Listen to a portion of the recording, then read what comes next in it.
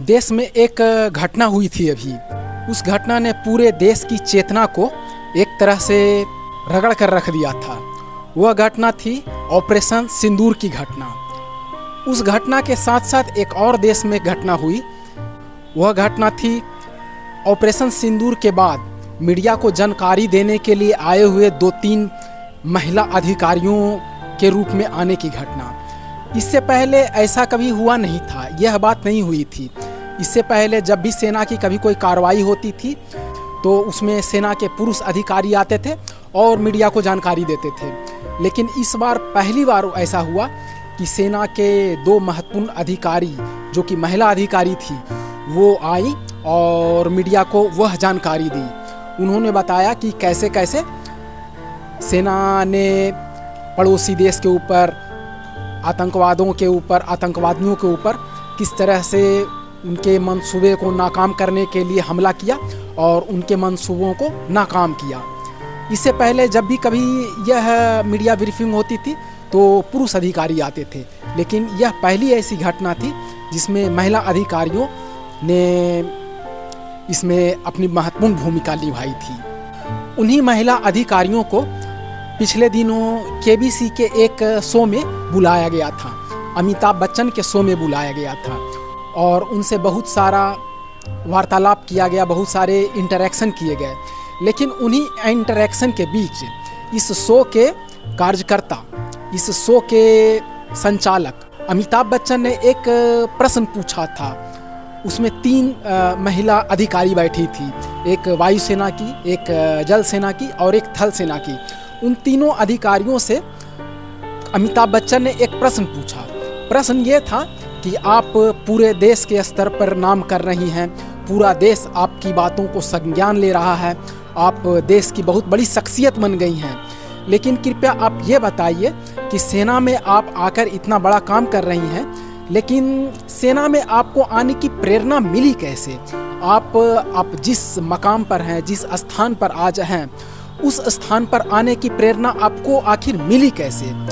तो उन तीनों अधिकारियों ने जो बात बताई या जो अपने जीवन से जुड़ी हुई बातें बताई, वह सुनकर मुझे जो महसूस हुआ उसी के मूल में आज का मैं यह वीडियो या यह कंटेंट बना रहा हूँ। उनमें से पहली अधिकारी ने, जो कि थल सेना की अधिकारी थी, उस अधिकारी ने बताया कि उसके पूर्वज महारानी लक्ष्मीबाई की सेना में लड़े थे और उनके पूर्वजों के लड़ने की गाथा उनके परिवार में पीढ़ी दर पीढ़ी दोहराई चली आती जा रही थी और उस गाथा से वह भी वंचित नहीं रही। जब वह बचपने में थी तब उस अधिकारी के कानों में भी अपने परिवार की दुश्मनों के साथ, अंग्रेज़ों से लड़ने की गाथा या कहानी जो कहें वह सुनाई गई थी। तो उनके मन में एक देश प्रेम की भावना जगी और इस देश प्रेम की भावना ने उन्हें अपने कैरियर के रूप में सेना को ज्वाइन करने का एक प्रेरणा दिया। दूसरे अधिकारी जो कि वायुसेना की अधिकारी थी, उनसे जब यह सवाल पूछा गया तो उन अधिकारी ने जवाब दिया कि जब मैं विद्यालय में पढ़ रही थी 8th या 9th में, तो मेरा मन आकाश में उड़ने का होता था। तो मैंने यह बात अपनी क्लास शिक्षिका को, क्लास टीचर को बताई तो उन्होंने मुझे मोटिवेट किया, उन्होंने मुझे प्रेरित किया। प्रेरित ऐसे किया कि हाँ, तुम्हारे मन में जो भावना उठ रही है आकाश में उड़ने की, वह मैं समझ सकती हूँ और तुम्हारे तेवर को देख के, तुम्हारे प्रकृति को देखकर, तुम्हारे मिजाज को देखकर मैं जानती हूँ कि तुम्हारे अंदर, तुम्हारे भीतर वो जज्बा है कि तुम आकाश में उड़ सकती हो। लेकिन आकाश में उड़ने का सबसे बढ़िया माध्यम भारतीय वायुसेना है।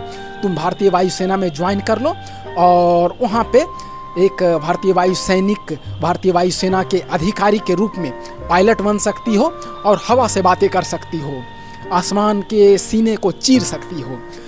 तो उस जो कि वह विद्यार्थी थी, वो लड़की थी, उसके मन में यह भावना उस समय बलवती हुई और आगे चल के उन्होंने भारतीय वायुसेना को ज्वाइन किया और एक सेना के पायलट अधिकारी के रूप में वह भर्ती हुई और आगे चल के उन्होंने अपने इस कैरियर को आगे बढ़ाया और आज सेना के अच्छे मुकाम पर है। सेना में किसी कमांडिंग ऑफिसर की भूमिका में है। और जब यह लड़ाई हुई थी तो उसमें भी उन्होंने बढ़ चढ़कर हिस्सा लिया था और देश के रक्षा मामलों में भी वह महत्वपूर्ण भूमिका निभा रही है।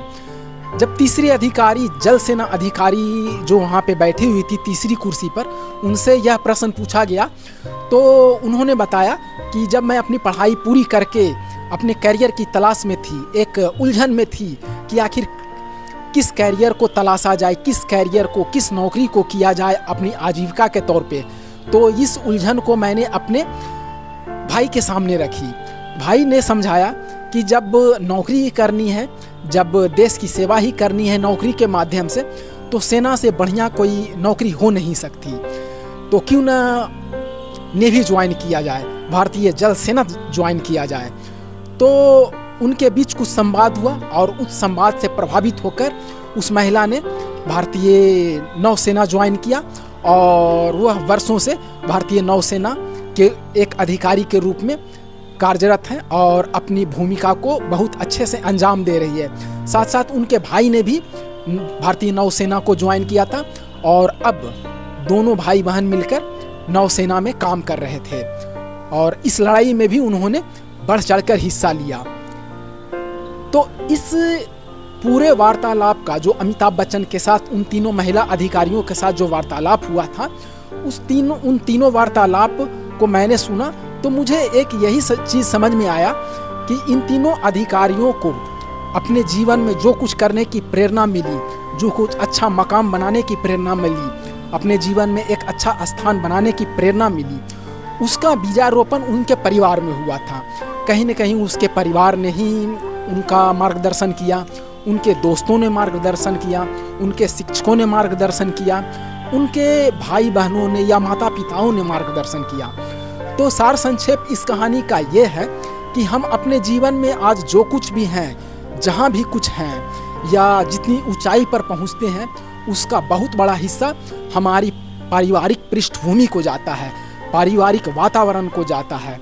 और बड़े बड़े लोगों ने भी कहा है, या बड़े बड़े लोगों का अगर साक्षात्कार को उठाकर देखा जाए, जीवनी को उठाकर देखा जाए, तो उन्होंने अपने जीवन में जो कुछ भी बनना चाहा, देश सेवा करने की उनके भीतर जो भी ललक हुई, तो उसकी निर्मिति सर्वप्रथम उनके परिवार से ही हुई थी, उनके उस वातावरण से हुई थी जहाँ पे उनका बचपना गुजरा।